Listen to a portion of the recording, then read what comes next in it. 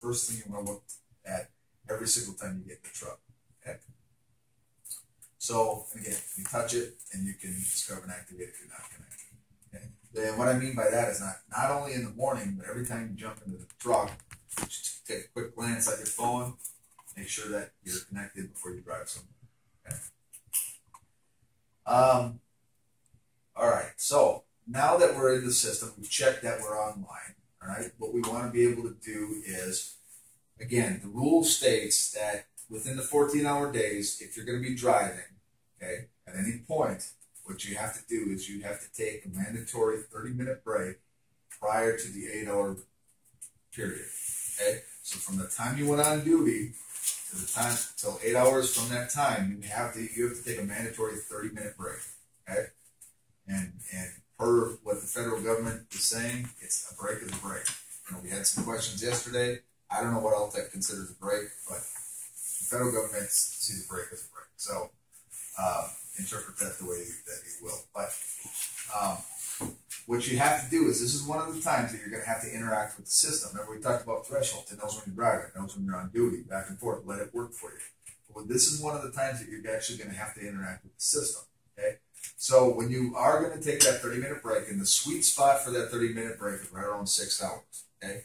Because if you take it too early, then you may have to end up taking 2 breaks during the day. Okay? So if you take a break after 2 hours, 8 hours from there, at the 10-hour mark, you're going to have to take another break. But you can only be on duty for 8 hours if you're going to drive before you have to take another break. Okay? So the sweet spot is right around 6 hours. That way, you know, when you take your mandatory break, then you only have to take 1 for the day. Okay? And again, if you don't take a break, that'll show up as a violation for the regulation. Okay? So what I want to do, okay, so I'm ready to take my break. I've been working throughout the day. It's right around 6 hours. I'm going to just basically either touch right here, change it, or again, when I say touch right here, we're seeing this oriented like this. Okay. If you orient your phone like this, what it'll do is it'll flip it and it'll stack this on top of this, and it gets a little harder to use. So if you have your phone oriented like this when you're doing this stuff, it spreads them out and it makes it much nicer. Okay.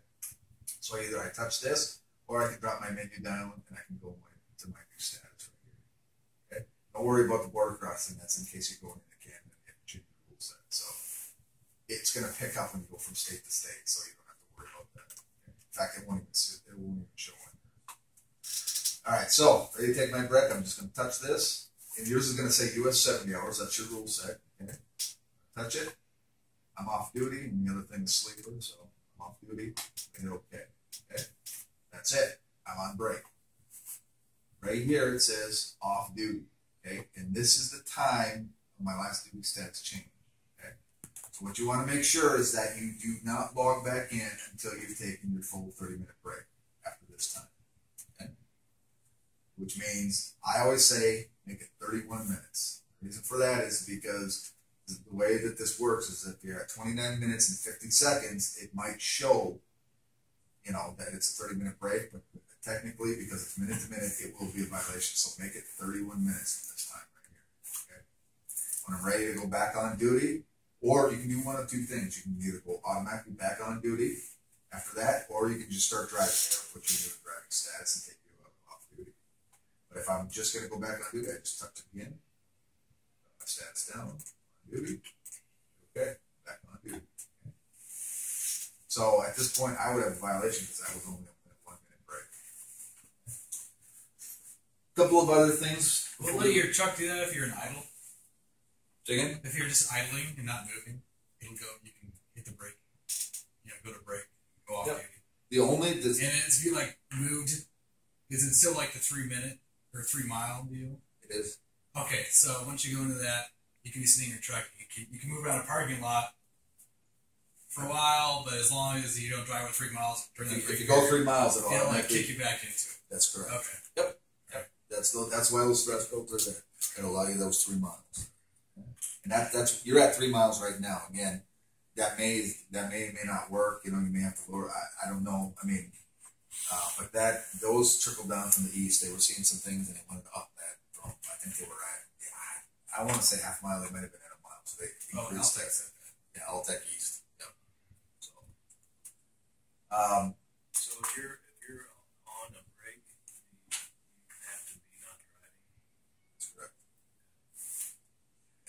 I'm just shooting through what the federal government says. It's breaks a break. All right. So, how are you going to interpret that breaks a break? Okay. Sorry, buddy. You just have to hang from your platform till my break's over. Right. Exactly. Yeah. St. Joseph. That's because I'm not connected to an ELD. But this is your duty status location. Okay. So when you are connected to your ELD, this will change as your duty status changes. All right. So we're going to start right here. We start driving in St. Joseph. All right. This is going to change. Well, we're connected to our ELD. This is going to say St. Joseph. So we start driving. All right. And we're driving down the road and we're touring through and we're going through Kansas City. And you stop briefly at a stoplight or something and you take a look at this. It's still going to say St. Joseph because this is the duty status change location. This is not the location that you're at right now. Does that make sense? That's a point of confusion for a lot of people. This is your duty status change. So this is not tracking where you are right now. This is the last time you were driving status. That's what that is. And so anywhere where you started it in the morning, it would show that. Right, until that duty status change to your location. Yep. Okay. So don't get confused by it. Again, let the system work for you, let it do its thing. I mean, yeah, you're going to have to interact when you have to go off duty for your break, but other than that, let the system work. Okay. All right, so we'll talk about vehicle inspection. I'm trying to take this kind of in order of the way that you're going to do things. So let's say that you are stopped. Let's see what I do with my card. Let's say that you are stopped for a roadside inspection, okay, and you have to produce your logs, right? The way that you do that at this time, the government's trying to determine a standardized way for all the providers to provide this to them, whether it's via Bluetooth or whatever. But for now, every provider does it a little bit different, but for the most part, they're kind of the same. Inside that box that you have, along with your log and your paper log and other things, you're going to have this roadside inspection guide. You can actually pass that around if you want. That roadside inspection guide, make sure you have it with you because those are the instructions that a trooper would use to find the information that they're looking for. Okay. Now, what we're going to have you do is that at the very top of the instructions, they tell you how to put your phone, your device into a safe mode, okay? Because we don't want them looking at anything except for what they're allowed to look at, and that is your 7 days worth of logs plus today, all right? That's all they're allowed to look at. So to do that, what you're going to do, and again, the instructions are on the top. They're very simple. You hit menu, you go to roadside inspection, and you enter your two-digit password, your two-letter password, your first initial, last initial, you hit OK. Once I do that, you can't do anything in here. All you can do is he sees a shortened menu that he will follow on that screen, to find out duty statuses, hours of service, grid log, and all sorts of stuff. Okay, you can also pop in via this way. Right? That's all the trooper can do at that point. Okay, he can't get to anything that he's not allowed to see. Okay? When he's done. All right, so he hands that card back. He's seen what he wants to see, and he hands your phone back to you. What you want to do is you want to take your safe out of that roadside inspection mode. Okay, so you would hit menu, roadside inspection, enter your password again, and get back in business. Now you can do whatever you want. Okay? It doesn't show that on the log. It shows you stop. When you're stopped for that, it'll put you on duty. And then when you go back to driving, then you back to driving. It'll automatically do that. Yep. If it's within 5 minutes, return. 5 minutes. Yeah. After 5 minutes. Yep. And for roadside inspection, it'll be way longer. So every time you stop in the diesel fuel, puts you on on duty, not driving. That's correct. Yep. The driver gets pulled over for inspection. What they need to do is go to the menu, roadside inspection, enter the password. On that instruction sheet. That's it. That's correct. That's correct. Yep. That's what they do. Make sure you turn your brightness Yeah. all the way down. Again, should put that feature in there. Your brightness goes all the way down. Why would Whenever we you have have that that password in. It's literally real small. Like that, it's a future. Yeah. Has anybody in here ever been stopped for inspection? I just got stopped just the other day. They pulled out all my shit. They wanted to see everything. So I was like, damn, this I got is stopped rock. because my They're DOT pretty stickers were a thorough. quarter-inch too small. Do they have a copy Thanks, of that? Gail. Please. Do You the get stopped in officers Oklahoma? have a copy of that sheet? No, That's what we we get got stopped out at of waste Oklahoma City at that way Because I station. can see them move. Is that really good? They always hate you guys at waste station. right. Well, that's why you want to keep that Oh, bar. They don't ever. I don't ever They pull. They pulled me over. Oh, the same spot in the truck, folder or something. Yeah, I was like, bastards. they must be I desperate mean, for money. The thing is that if they do lose it, they put it in the roadside inspection. They can show the copy of their how to do it too. So, but I know a lot of times those are tense situations, so you hand that to them and they can do it. So what are we hiding on there we don't want them to see? Porn on your phone. No, it doesn't lock the phone. It's hiding the vehicle inspection information. Oh, really? They can't see that? They can't see that. I thought they need to see that. No. I wouldn't argue if you asked for it. But Plus, you they're know, only allowed to see the last 7 days. last 7 days of logs, so you're hiding.